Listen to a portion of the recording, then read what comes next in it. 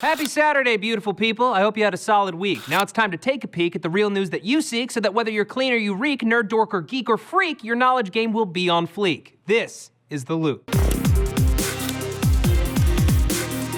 Late Tuesday night, Swiss plainclothes police arrested 6 executives of FIFA as part of a 47-count indictment handed down by the United States Justice Department in cooperation with law enforcement agencies across Europe. FIFA executives, sports marketers, and the owner of a broadcasting corporation make up the case's 14 defendants who face charges of wire fraud, racketeering, and money laundering. In essence, these 14 individuals conspired to control the television rights to air the World Cup and other tournaments from around the world, netting almost $150 million over the course of 24 years. The conspiracy dates back to 1991, and since the arrest, new details are rapidly emerging about the growing scandal. The indictment alleges that sportswear company Nike is connected to a series of bribes through their sponsorship of the Brazilian national team. Meanwhile, in Qatar, the site of the 2022 World Cup, over 1,200 migrant workers have died so far constructing the stadium and accommodations for the event. Let's compare that with the second highest death toll for sporting event construction, the 60 people who died putting together the 2014 Sochi Olympics. However, Russian officials are convinced that the U.S. is only targeting FIFA to discredit them before 2018, when Russia is set to hold the next World Cup. This comes roughly 2 months after 13 U.S. senators petitioned FIFA to prevent Russia from hosting the Cup, citing their invasion and annexation of Crimea in Ukraine last year as reason enough to punish the defiant nation. And speaking of Russia and Ukraine, a Reuters reporter discovered that the Russian army is massing troops, tanks, and heavy artillery near the Ukrainian border on late Wednesday afternoon. The Russian Defense Ministry offered no comment on the troop buildup, and when questioned, the soldiers said that they were sent to the border for basic military exercises. However, many of the tanks and vehicles have had all forms of identification from license plates to Russian insignias removed, and the soldiers are not dressed in fatigues, spurring speculation that there's a deeper plot afoot in the region. The current amount of weaponry on site near the border is 3 times greater than it was last March during the Crimean conflict. When asked if an invasion was being planned by the Russian military, Kremlin spokesman Dmitry Peskov told reporters that he found the wording of the question, quote, inappropriate. I'm sure that this is not the last word in this developing story. The biggest news of last week came Saturday morning after last week's edition of The Loop was completed. Ireland became the first country on the face of the planet to legalize same-sex marriage by a nationwide popular vote, with 1.2 million people for legalization and 743,300 people against. Reactions vary around the world, but Catholic Cardinal Raymond Burke, one of the church's senior members, made headlines this past Wednesday when he told Oxford University's Catholic Society that the nation had defied God with their decision. However, the Archbishop of Dublin, Diarmuid Martin, fired back, saying that the church needs a reality check. Ireland's decision was echoed Wednesday in Greenland, where the nation's parliament voted to legalize same-sex marriage as well. Their new legislation goes into effect on October 1st, 2015. Meanwhile, disappointing news out of the United Kingdom this week, whose biggest male rape and sexual abuse charity, Survivors UK, just had their state funding slashed to zero, despite there being a 120% increase this year in men coming forward about cases of sexual abuse and violence in London alone. The charity, which received £70,000 a year to fund counseling services, stopped receiving state funds on March 31st of this year and has since launched a petition on change.org to reinstate funding. The London Mayor's Office for Policing and Crime, however, says that there has been no cut in funding for services that benefit male victims of abuse, grouping male victims with female and trans victims set to receive £4.1 million worth of new governmental specialist services for victims of domestic and sexual abuse by 2016. In the US, however, it's exam season, with no exam more important to future collegiate scholars than the SAT. Sadly, around 100 Loudoun County high school students in Virginia will have to take the test all over again as the College Board somehow lost all of their exams. The worst part of this story? The makeup test is scheduled for June 20th, right in the middle of Loudoun County finals. To all of those affected, we wish you the best of luck. And finally, what was popular in media this week? Blurry Face, the new album from 21 Pilots, sits pretty at #1 on the Billboard 200 charts, with Taylor Swift's 1989 reclaiming the #2 spot after weeks in the bottom half of the top 10. On the iTunes TV charts, The Real Housewives of New York had the most downloaded episode of the week, while Disney's Tsum Tsum and Showtime's Ray Donovan Season 2 dominated the season charts. And at the box office, Tomorrowland took the top spot with a disappointing $33 million